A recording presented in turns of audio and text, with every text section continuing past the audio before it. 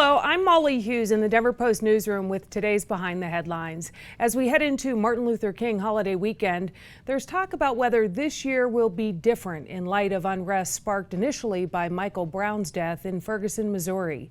In looking for a meaningful story, former Mayor Wellington Webb told me about a young man he called remarkable. His name is Anthony Grimes. He's a pastor, a community activist, and the founder of the newly formed Denver Freedom Riders. He was compelled to go to Ferguson in the days immediately following Michael Brown's death. He was so moved by his experience there, he came back to Denver and gathered anyone who was interested to take the road trip to Ferguson.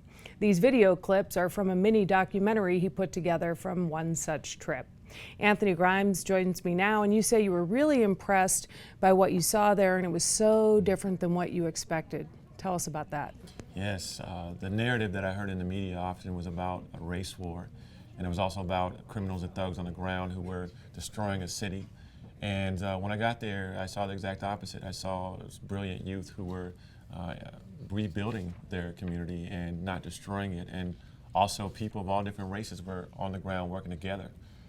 It surprised me. I met some of the most amazing and phenomenal people I've ever encountered in my life. And you've made 3 such trips since then. When you came back, I should say that you were so compelled, you started it, and now you've taken a few more trips with these groups of people. What is the goal of going there? What are you hoping to achieve? The goal of going, number one, is to bring different leaders from different sectors in our city together for an extended amount of time in an experience that's going to make them have to come together. And so we've unified as a city because of our experiences in the bus over as a 12.5-hour bus ride. But then also, more immediately, we're also going to help the people on the ground there through participating in some nonviolent movements, also in really encouraging the people on the ground. I believe that people in situations like what they went through in Ferguson are really asking for, at the end of the day, is to be seen. And we wanted to go and say to the young people out there on the ground, you're seen by this group from Denver. And we love you, and we're with you, whatever you need. We've got your back. Okay. I want to play one of the clips. This is on a trip that you took on November 21st. Yes. After the grand jury decision to not indict the officer who killed Michael Brown. So let's go ahead and listen to that clip. When I moved into the city 7 years ago, an African-American mentor of mine said to me, Jason, you can't solve a problem you don't understand, and you cannot understand from a distance. So I knew when Ferguson happened, I wanted to get a better understanding of it and get up close. And that's why I went to Ferguson with my 12-year-old son with the Denver Freedom Riders. So in watching that clip, I remember Jason going on to say that during that experience, he got a taste of injustice himself. What happened? He did. He was arrested for merely stepping onto the street. And Jason will tell you when he first came that he didn't believe that it was the situation was as dangerous and as serious as we made it out to be as the leaders of the trip. But he soon found out that it was, and he got arrested. His 12-year-old son watched him get arrested. He went off to the jail and had to stay for 8 hours. No food. He was unable to use the phone at certain times because of the difficulty of bending over. You had to bend over a certain way to get on the phone, and came out with back pain. He eventually did get out and was transformed by the experience. And really what it was is saying that he's heard about the abstract things that black people in jail or brown people in jail go through, but to be there himself was something that he'll always remember. And it really, it brought our team close as well because we had to take care of his kid when he was in jail. I was really struck by that, watching the different people who were probably strangers to him, right? We surrounded him and we asked Peyton, and it should be said that Peyton is a hero. He was an incredible inspiration to all of us because he just jumped on in. His dad, while he was in prison, we took the group down to the Canfield area where Mike Brown was shot, and he got to rub shoulders with some of the people down there. And people that would normally not enter his world were now all of a sudden hugging him and telling him it's not a black or white thing, it's a right or wrong thing. It was an incredible night. All right, so I want to play another clip really to just kind of give us a flavor of what the activism was like on the ground there. Let's listen to this one. It is our duty to fight for our freedom. It is our duty to fight for our freedom. It is our duty to win. It is our duty to win. We must love and support each other. We must love and support each other. We have nothing to lose but our chains. These conversations about racial equality have been going on for decades. I think most would say some progress has been made. Would you agree with that? I would certainly agree that not just some, but a lot of progress has been made. What do we still need to do, though, and what have we been doing wrong that we aren't further down the road at this point? The first is just acknowledge that there is a problem, and unfortunately some of the rhetoric of our country sometimes is built around denying that there's a fundamental issue with our democracy. What the people in the civil rights movement, I call it the black-led, Southern-based movement for the expansion of democracy, what they were doing in the 60s was just that, trying to expand our democracy. And there's a lot of people who still are not included in that word that we call democracy. And we need to include blacks and browns and the poor and elders and all people. And that's the work we still have to do.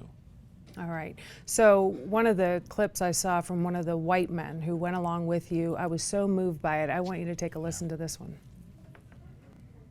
It's deeply contemplative in a strange way. In a loud place like this, a lot of stuff happens deep in your soul. And I think a lot will happen as I get away from it and have to sort of live with the feelings. There's a lot of new feelings, things I'm not familiar with. Yeah, I'm a person of privilege, and you don't realize that until you're with people who have never had the kinds of privilege I've had. He was another man from Denver. He too is a pastor, right? Yes. Has he been pushing this work out into the community, into his parish? He has, and Carl, who's a friend of mine, a dear friend of mine, he came and we became friends on the trip, I should say. And on the ground, I could see him entering different spaces and learning as he went and seeing the light bulbs click, just as they did for Jason.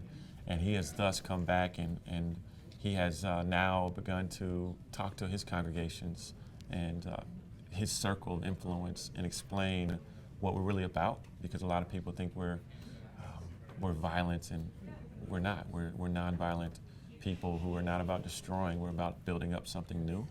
And so Carl has in some ways become a believer in this movement called Black Lives Matter. So tell us exactly what the mission is then of the Freedom Riders. The mission of the Freedom Riders is available on our website. We have a whole mission statement that you can see at 99state.com. But in sum, we are messengers of freedom is what we call ourselves. So it says we ride for freedom, and being a Freedom Rider is not just about getting on a bus and going to Ferguson. It could be being a messenger of freedom wherever you're at. And so we now have a community of people, not all of whom have been to Ferguson, who would identify as Freedom Riders. And we're a community. First and foremost, we're a family, different races and religions and backgrounds. And we love and support one another, as she said on the video a couple clips ago. So you mentioned the 99th state. I haven't brought that up yet, Yeah. but my understanding is that that is something that now has been formed out of all the momentum that's been building since you started the Denver version of the Freedom Riders. Tell us about the 99th state. Yes, the 99th state has become a platform and a hub for the movement. That's one of the needs that I saw in Ferguson when we were out there, was there was no central hub for coordinating different communication and coordinating the voice between the people and the government. And so we launched this website and this organization called the 99th State that is meant to do just that. And it's a platform, it's a mechanism by which people can see our list of action items that we're presenting to different people in the states. And it's also just a way that you can be kept up on what's going on in the movement and register for different conferences and things like that. Okay, explain to people what the 99th state stands for. How did you come up with that? Sure. My uncle and mentor, Vincent Harding, who was a friend and associate of Dr. King's, and he used to say this quote back when he was alive. He just passed away not too long ago, that I'm a citizen of a country that does not yet exist. And the implication is, therefore, we have to build it. We can't complain. We can't say what's not happening. We have to be the change that we want to see. And so the 99th state is about doing just that. It's about building a country that does not yet exist, that's built on the principles of fairness and equity and equality and justice. And 99% as one or something like that, I thought I read? We're saying the 99, where the 99 are one, because we don't want to racialize our movement to exclude white people, to exclude Latinos. Although we're galvanizing around this issue of Black Lives Matter, we could see in the future that it might have to change and adapt to another issue. Maybe it would be the ways in which we're materialistic or too capitalistic as a society or something like that. Okay, so you have an event coming up on Saturday of this Martin Luther King weekend, and then one on Monday. Tell us about the one tomorrow. That's geared around youth, right? Yes, we're having a meeting tomorrow. One of the first things that we said is that we wanted to, one of our first action item list was to have a meeting between the youth in the city and a series of different leaders who represent power in our state. And so one of the first that we called for was a meeting with Mayor Hancock. And so we're having a meeting with him tomorrow, a dialogue that's around centering youth in our city so that they're not always at the edge of what we're doing, but asking him, how are you building a city that's protecting young people? And that's about giving young people the power they need to be influential with very important policy building and city mapping and things like that. Okay, so we'll have information about that on our website. And then Yes. tell us about the one on Monday that's from 1 to 4 after the parade. So a few weeks ago, we had a meeting as a group, the Denver Freedom Riders, and we said we wanted to throw a conference that brought together all the different protest groups and all the different people who may have heard about the movement but don't really know how to enter into it. And so we called it the Denver Freedom Riders Presents Black Lives Matter. And in 3 weeks, we've seen the city come around it, and we've seen people give their time and their energy at extraordinary rates to make this thing happen. So it's going to be what I believe it will be one of the most special events in our city's history. We're expecting about 1,000 people to come. Space is limited, so we encourage people to get there right after the parade, not to miss the parade for it, but to get there right after. Okay, and what do you think your efforts are bringing to the table different than what's been happening in the last 10 years, let's say? Well, one very important thing in Ferguson is that the movement out there, and I would say the same about what's going on out here, it wasn't led by the traditional people. So it's a woman-led movement. It's in many ways a queer-led movement. It's a young and black-led movement. And these are the categories of people that normally ruffle a lot of feathers in communities. But what we're seeing is our movement is diverse with sex and age and gender. And because of that, because of the diversity of the movement, I wouldn't consider myself the leader. We have a collection of leaders who all have different gifts, and